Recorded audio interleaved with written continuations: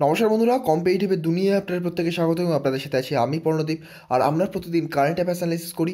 আজ 24শে ফেব্রুয়ারি 2021-এর ইম্পর্টেন্ট কিছু current affairs নিয়ে চলে এসেছি। তার সাথে আমাদের প্রিভিয়াস মান্থের কারেন্ট অ্যাফেয়ার্সের রিভিশন রয়েছে এবং তার সাথে আজকে ইম্পর্টেন্ট একটি স্ট্র্যাটেজিকের টপিক রয়েছে, শিডিউল অফ দ্য কনস্টিটিউশন। চলুন ভিডিওটা শুরু করা যাক। তো আজকে প্রথম যে কারেন্ট অ্যাফেয়ার্সটা রয়েছে, the horticulture department of Karnataka will set up a flower processing centre in collaboration with the international flower auction Bangalore.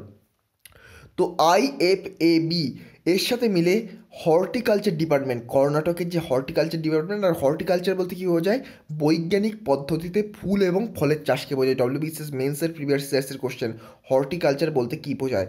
তো বৈজ্ঞানিক পদ্ধতিতে ফুল এবং ফলের চাষকে বোঝায়। তো কর্ণাটকের horticulture department flower processing centre কিন্তু কোলাবোরেশন করে তৈরি করছে। কোথায়? কর্ণাটকে IFABর সাথে কোলাবোরেশন করেছে, তো ইন্টারন্যাশনাল ফ্লাওয়ার অকশন ব্যাঙ্গালোরের সাথে। মনে রাখবেন, পরীক্ষায় কোশ্চেন আসবে, horticulture department flower processing center কোথায় তৈরি করছে? সঠিক উত্তর হবে কর্ণাটক। Very very important.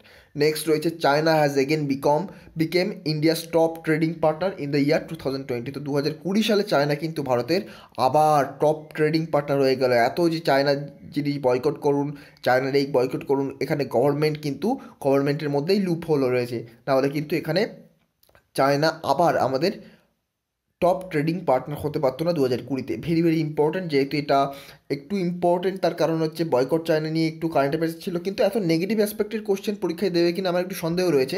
কিন্তু কোশ্চেনটা ইম্পর্টেন্ট, যেহেতু এতদিন পরে চায়না আবার ভারতের টপ ট্রেডিং পার্টনার হয়েছে। নেক্সট বলছে দেখুন, Bangladesh has become the first country that has banned the pain killer ketoprofen. তো এই যে ketoprofen pain killer Bangladesh ban করেছে। তো এই যে কেটোপ্রোফেন পেন কিলার, এটা এক ধরনের বিষ বা টক্সিক থেকে কিন্তু এই যে কেটোপ্রোফেন পেন কিলারটা তৈরি হয়। তো এই যে টক্সিক বা এই যে বিষটা কোথা থেকে পাওয়া যায়? এই বিষটা পাওয়া যায় শকুনের দেহ থেকে, শকুন বা ভালচারের দেহ থেকে। This pain killer is used widely to treat the cattle, but this pain killer is toxic to ভালচার্স।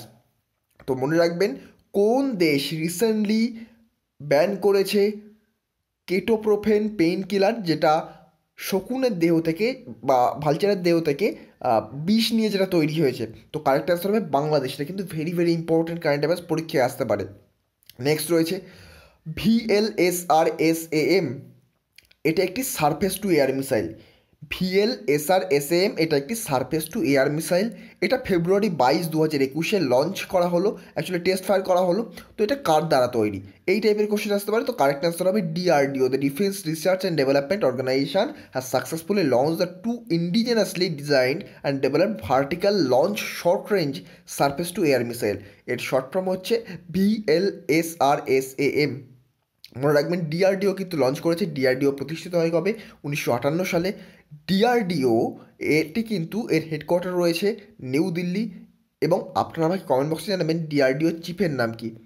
Next, the chief minister of Karnataka VS Yedurappa announced that Karnataka will be hosting the second Khelo India University Games KIUG in the year 2021। তো কর্ণাটকের chief minister BS Yediyurappa তিনি কিন্তু recently announce করেছেন যে কর্ণাটকে next যে খেলো India university game, এখানে কিন্তু খেলো ইন্ডিয়া গেমের কথা বলা হচ্ছে না।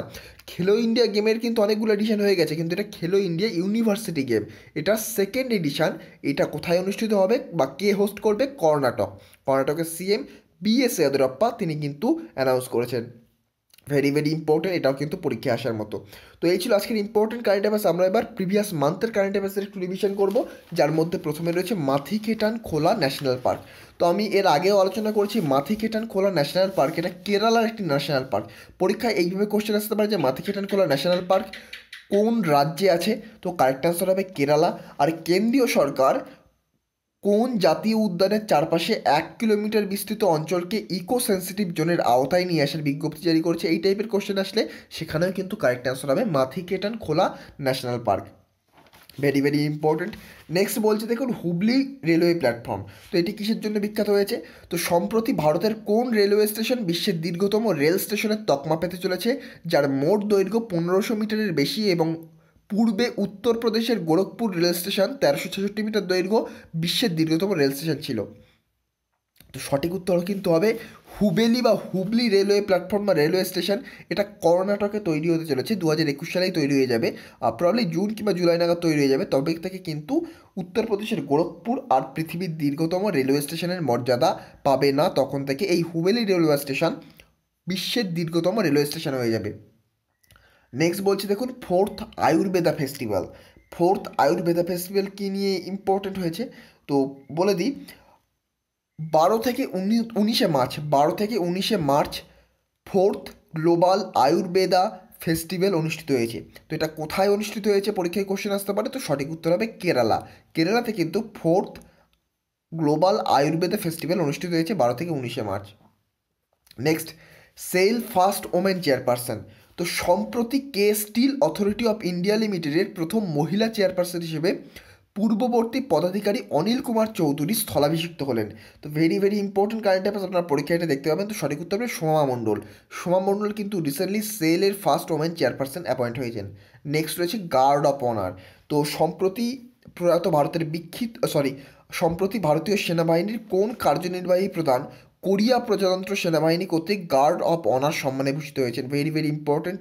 তো কোরিয়ার কাছ থেকে গার্ড অফ অনারে ভূষিত হয়েছেন কে?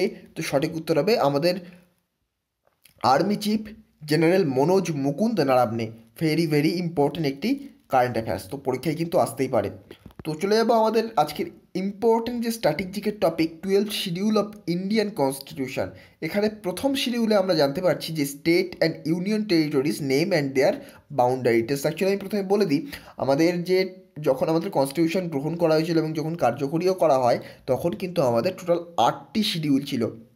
তারপরে কনস্টিটিউশন অ্যামেন্ডমেন্টের মাধ্যমে 12টি বর্তমানে শিডিউল রয়েছে। এই 12টি শিডিউলে কী কী রয়েছে সেগুলো নিয়ে আজকে আমাদের আলোচনার বিষয়। তো শিডিউল 1-এ রয়েছে আমাদের স্টেট এবং ইউনিয়ন টেরিটরি সম্পর্কে এবং তাদের বাউন্ডারি সম্পর্কে সমস্ত ডিটেলস। শিডিউল 2-তে কী রয়েছে, special powers and salary details of president, governors of state, speaker and deputy speaker of Rajya Sabha and Lok Sabha, supreme court and high court জাজ।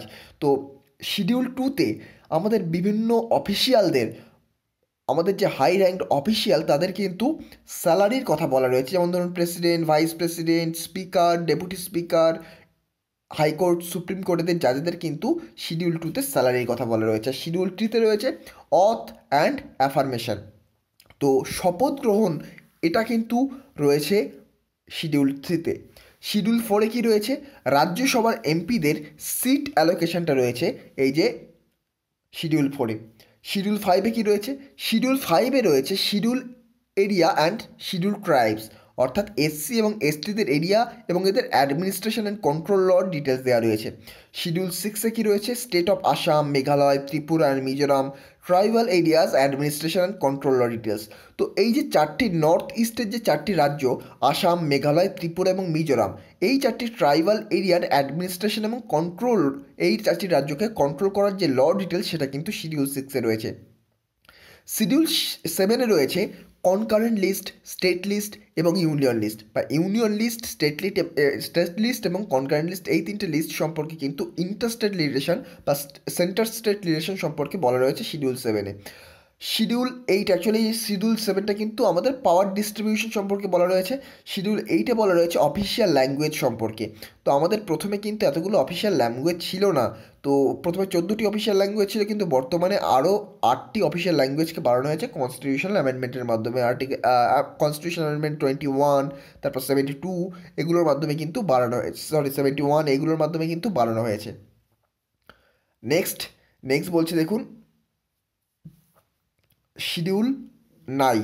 শিডিউল 9-এ validation of certain acts and regulation. 1951 সালে যখন আমাদের কনস্টিটিউশনের ফার্স্ট অ্যামেন্ডমেন্ট করা হয়, তখন কিছু প্রভিশন এই শিডিউল 9-এর মাধ্যমেই কিন্তু অ্যাড করা হয়। শিডিউল 10-এ আমাদের অ্যান্টি ডিফেকশন ল সম্পর্কে বলা রয়েছে। 1985 সালে 52তম সংবিধান সংশোধনীর মাধ্যমে কিন্তু অ্যান্টি ডিফেকশন ল চালু করা হয়, আর যেটা শিডিউল 10-এ রয়েছে। আর শিডিউল 11-এতে আমাদের responsibilities and power of panchayat রয়েছে, এবং শিডিউল 12-এ রয়েছে responsibilities and power of municipalities. এগুলোও কিন্তু অ্যামেন্ডমেন্টের মাধ্যমে, একটা 1973 সালের অ্যামেন্ডমেন্ট, একটা 1974 সালের অ্যামেন্ডমেন্টের মাধ্যমে কিন্তু বলা রয়েছে। একটা 73তম অ্যামেন্ডমেন্ট, একটা 74তম অ্যামেন্ডমেন্টের মাধ্যমে বলা রয়েছে। আমি 1974 বললাম, তো একটা 73তম, একটি 74তম অ্যামেন্ডমেন্টের মাধ্যমে কিন্তু বলা রয়েছে। তো এই ছিল আজকে আমাদের ভিডিও। যদি ভিডিওটা ভালো লেগে থাকে তাহলে আমার চ্যানেলটিকে সাবস্ক্রাইব করে পাশে থাকা বেল আইকনটি প্রেস করতে ভুলবেন না। তো আজকের মতো গুড বাই, পরবর্তী ভিডিওতে আপনাদের সাথে আবার দেখা হবে। Thank you.